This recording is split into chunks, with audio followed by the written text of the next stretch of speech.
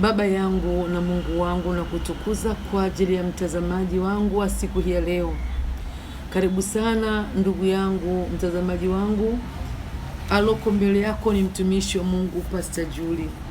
Napatikana Good Morning Church of All Nation hapa Kagera, njia panda. Leo ninaongea na wewe ujumbe unaosema acha kupambana na jana yako, songa mbele. Mambo ya jana yaache yapite, uwe endelea mbele. Katika ile Mika 7 na ule mstari wa 8 maandiko yanasema, usifurahi adui yangu, adui yangu, niangukapo mimi nitasimama tena, nikapo gizani Bwana atakuwa nuru kwangu. Kwa hiyo usiogope anguko lako ndugu yangu, bado Mungu ni nuru kwako. Usiogope kabisa, atakuangaza, atakulinda. Katika kila jambo unalopitia maishani lipo kusudi la Mungu. Ndugu yangu msikilizaji wangu, kwenye kila jambo unalopitia maishani mwako, ni kuambia kabisa kwamba kuna mpango wa Mungu. Yaani sio bahati mbaya. Ukiangalia sana mapito ya Ayubu alizidi kuangalia kesho yake huku akisahau jana yake. Jana alikuwa na watoto, ndio.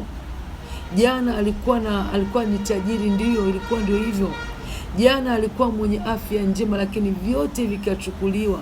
Watoto, utajiri na hata afya yake, vyote vilipigwa. Ayubu hakuendelea kuangalia jana. Akasema, nilitoka tumboni kwa mamangu nili uchi, na vile vile nitarudi humo uchi vile vile. Bwana ametoa, jina la Bwana libarikiwe. Alimtukuza Mungu. Una sababu ya kuanza kuogopa. Kwenye ile Ayubu sura ya 2 na ule mstari wa 9 na ule wa 10, utagundua kwamba Ayubu alikuwa haangalii jana. Inasema hivi, ndipo mkeo akamwambia, je, wewe hata sasa washikamana na utimilifu wako, umkufuru Mungu ukafe? Lakini yeye Ayubu akamwambia, wewe wanena kama mmoja wa hao wanawake wapumbavu. Wewe unaongea kama mmoja wapo wa wanawake wapumbavu wanavyonena. Je, tupate mema mkononi mwa Mungu na tusipate na mabaya? Katika mambo hayo yote Ayubu hakufanya dhambi kwa midomo yake. Alijizuia. Yani alimake sure kwamba hamkosei Mungu. Ayubu hakujutia ya kwamba jana alikuwa tajiri, leo ameamka maskini. Mungu nimekutolea. Ni Mungu nimekwenda kanisani. Kama mnavyobagena Mungu. Jamani, mnabagena Mungu. Mmesikia anauza nini? Kwamba nilienda kanisani, Mungu bora umenitenda hivi. Wanakwenda wanakesha humo, lakini hatubagena Mungu kwamba nikienda kanisani basi nisiugue, nikienda kanisani na kumtolea Mungu basi nisipate hasara. Hiyo bagena Mungu haipo. Yeye Mungu anajivunia watu ambao wanaangalia kesho yao, wanayasahau ya jana.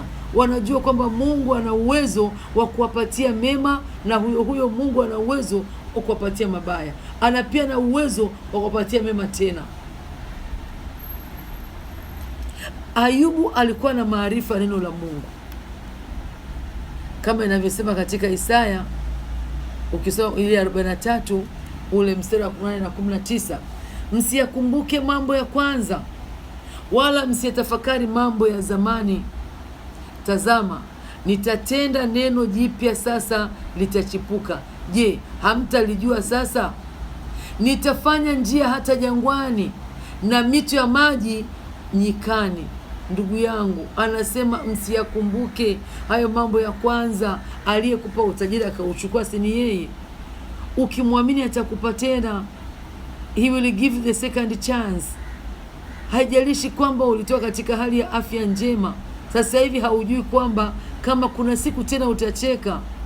Yaani umefika mahali umemisi hata kicheko hakiji, maana maumivu ni makali. Ndugu yangu, ukiendelea kumwangalia Mungu, this is our forward looking year. Our forward looking year. Hatuangalie left wala right, tunaangalia mbele, kwamba yamekuja magumu, tunasonga mbele. Haijalishi ni magumu kiasi gani, mbele kwa mbele. Hakuna kurudi nyuma wala kugeuka nyuma. Acha kabisa kupambana na mambo ya jana. Sio dili tena. kwenye maisha yako, ndugu yangu, mtazamaji wangu, msikilizaji wangu. Hayo mambo ya jana hayana dili wala utukufu kwenye leo yako. Hata yale maeneo ambayo hakuna njia kabisa wala hatukufikiri kuona njia, Mungu alikwambia atafanya njia. Unaangalia, unajua jana nilienda pale hakuna kazi kabisa. Alokuambia hakuna kazi ni nani? Na kila siku tunapata watu wanakuwa wanakuwa recruited kwenda kufanya kazi. Kila siku watu wanafanywa interview pia kwenda kufanya kazi. Acha kujipigania mwenyewe. Ile Mithali 3:5 inasema, mtumaini Bwana kwa moyo wako wote, wala usitegemee akili zako mwenyewe. Katika njia zako zote umkiri yeye, na yeye atayanyosha mapito yako. Yamkini jana ulikuwa juu, ghafla unajikuta uko chini. Yes, ni jana. Yamkini ulikuwa na watoto hawapo tena kama wa Ayubu. Ulikuwa na afya njema haipo tena, unaumwa. Ndugu yangu, usikubali kuangukia na kuishia hapo ulipoangukia. Inuka, nenda mbele. Nimekupa mstari wangu wa kukumbuka kwamba usifurahi juu yangu, adui yangu. Niangukapo mimi nitasimama tena, nikaapo gizani Bwana atakuwa nuru kwangu. Hawa wanaofurahia hawajui kesho yako.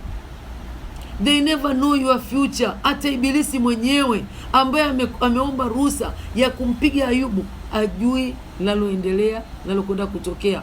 Anayejua mwisho wa jambo pale mwanzoni Mungu peke yake. Why should I fear? Sina sababu ya kuogopa. Na ndugu yangu, mtazamaji wangu na msikilizaji wangu, hauna sababu yoyote ya kuogopa.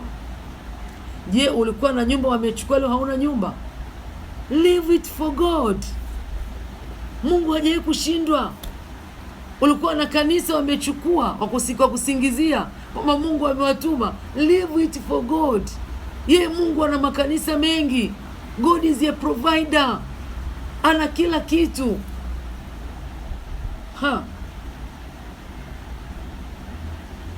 Yatumie vizuri maanguko yako ili uweze kujenga future yako. Nikwambie ndugu yangu, mtazamaji wangu, kesho yako inajengwa na leo yako. Ukifanya maamuzi vizuri ya kuto kuangalia nyuma, ukaangalia mbele tu, kesho yako ni nzuri sana. You have the bright future. Kabisa naitamani kesho yako. Lakini kama unaanza kujuta, unalamenti, unaalamika, mimi sijui imekuaje, ninasali na muda huu sitamtolea Mungu tena, acha usimtolee.